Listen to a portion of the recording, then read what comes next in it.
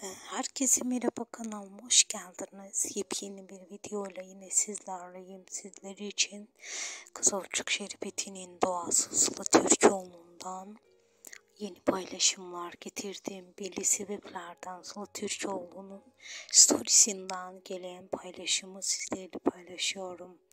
Doğukan Güngör ve diğer oyuncularımız da oyuncu arkadaşlarının bir paylaşımından sonra herkes onun yanında oldu ve işte oyunculardandaki Sıla Türkoğlu da böyle bir paylaşım yaptı.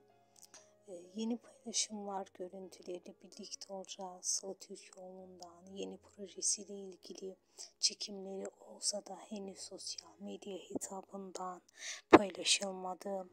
Sevgili Çağatay Yıldız'la birlikte çekilen fotoğraflarda Sıla Türkoğlu'nun yeni görüntülerini yakında görmüş olacağız. Kızılcık Şerbeti'nin sezon finali de nihayet belli oldu. 30 May